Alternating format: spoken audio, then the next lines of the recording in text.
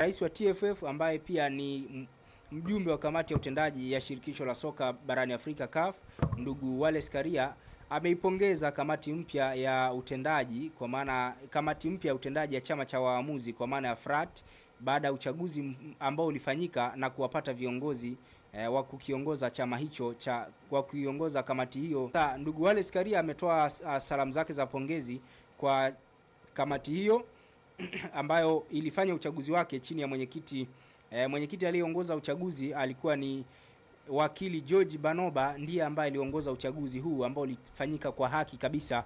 Na kwenye uchaguzi huo ni kwamba mwenyekiti wa kamati mpya ya utendaji ya chama cha waamuzi FRAT nchini Tanzania ni Emmanuel Chaula, ambaye pia atakuwa akisaidiana na makamu wake Michael Kasanga, lakini pia kuna wajumbe ambao watakuwa wakishirikiana naye, ikiwemo pia mjumbe wa mkutano mkuu wa TFF ambaye ni mwandishi wa habari mkongwe huyu Rachel Palangio, au ukitaka umwite Rahel Palangio, yote ni sahihi.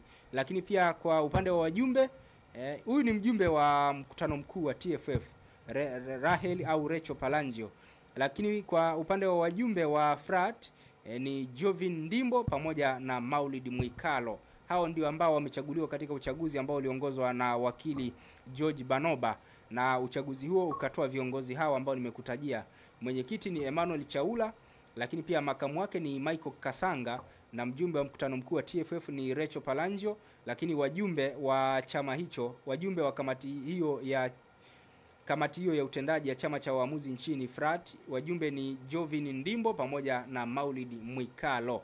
Sasa baada ya kuchaguliwa watu hao, rais wa TFF ndugu Wallace Karia amewapongeza bwana, na amewataka kusimamia haki na kuwa waadilifu pale ambapo wanakuwa wakitekeleza majukumu yao ya kila siku. Hiyo ni kwa upande wa rais wa TFF na mjumbe wa kamati ya utendaji ya CAF ambaye ni Rais Wallace Karia.